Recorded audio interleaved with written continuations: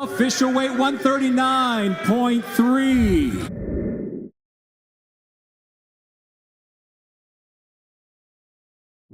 Oh, you know what, De Los Santos?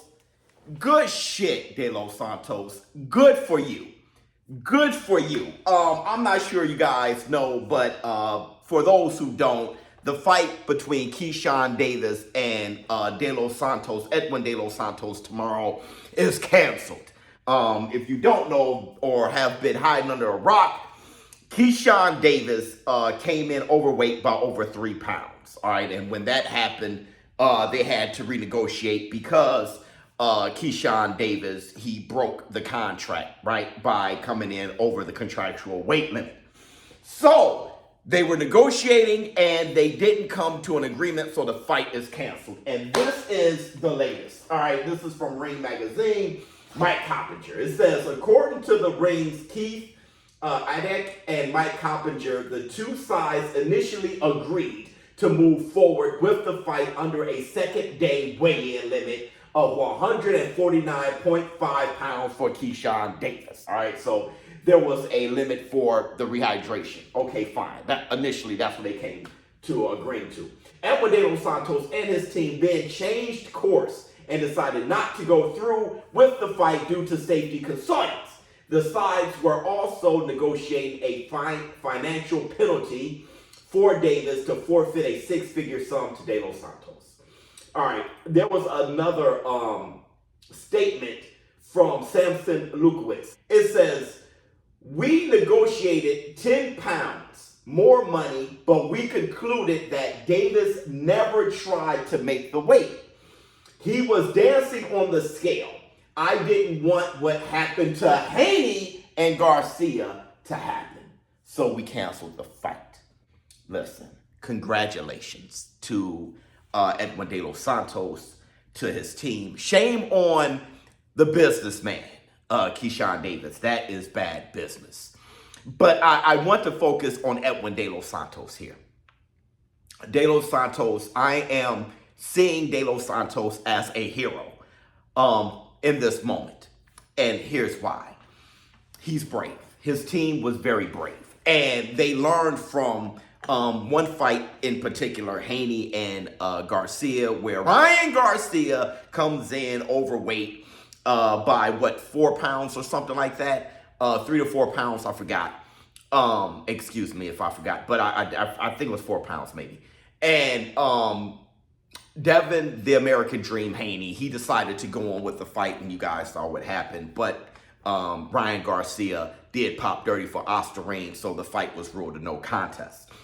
But they learned from that fight. And there has been many fights before. You know, it's almost like an unspoken cultural thing when it comes to fighters. When a fighter comes in way above the fight limit and they fight them anyway.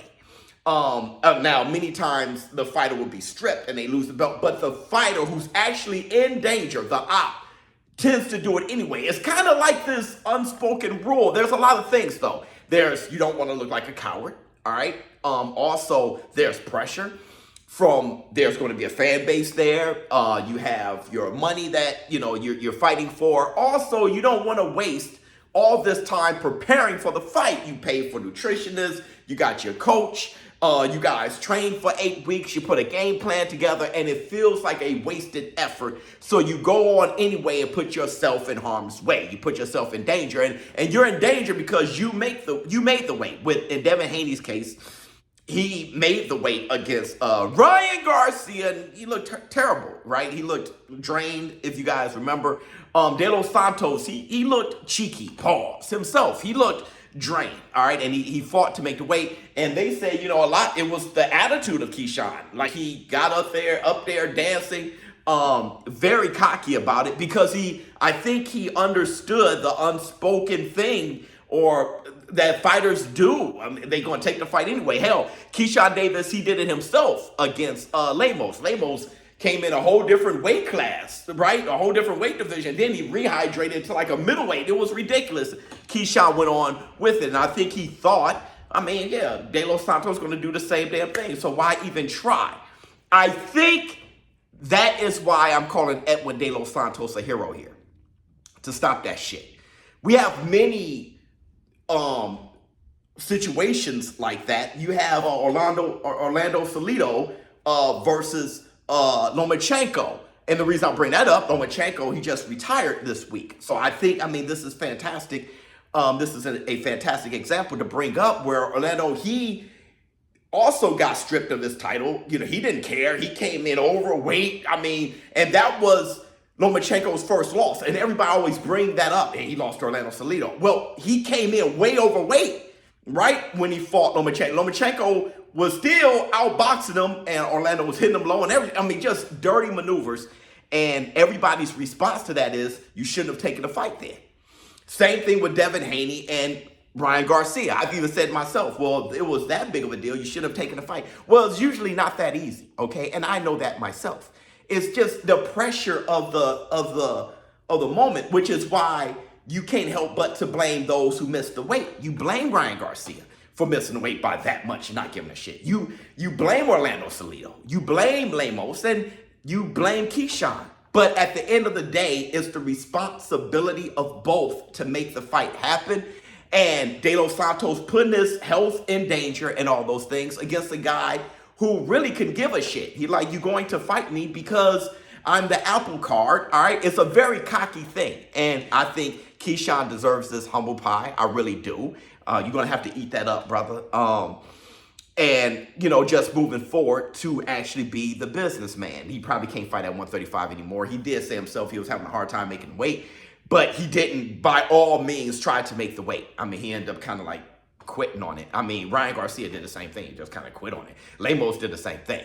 But De Los Santos, shout out to you, because I'm going to call De Los Santos a hero here just to help push boxing forward, to slap these guys on the hand to say, listen, we don't have to take the fight, and don't take it, right? There's been many examples. Even David Benavidez, he did that against Kyron Davis, I think, coming in way overweight, if I'm wrong, but I just remember him doing that. So, and most of the time, like damn near 10 out of 10 times, the fight goes on, okay? And they come up with some kind of agreement. And especially with the, it's a money thing. This is Keyshawn's card tomorrow. But we do have Abdullah Mesa. I still will be calling the card tomorrow. I did have a big bet on my bookie, but that's canceled. But Abdullah Mason is so much of a great prospect, great young fighter. He headlines for the first time, and well-deserved. That's great. It's by accident due to circumstance, but that's awesome. But shout out to Edwin De Los Santos. You are a hero. This is the boxing revolution, and all these things have to change. These fighters moving forward should fight closer to their walk-around weight. Not only is it more fair, and it's a more determining factor to see how good you really are. Are you a weight bully, or are you really that good? And on top of that, health-wise, it's just safer. It's safer for both parties. Those who draining themselves and then coming in and fighting this big guy, but also for the fighters who are killing themselves to make weight. I think this is the boxing revolution. It's time for everybody to fight closer to their weight class. And if somebody breaks the rules, you shouldn't feel like you have to fight them. All right, your health, your safety first. On top of that, the integrity of the sport. All right, let me know how you feel in the comments below. ShowBizz for adult. I'm out.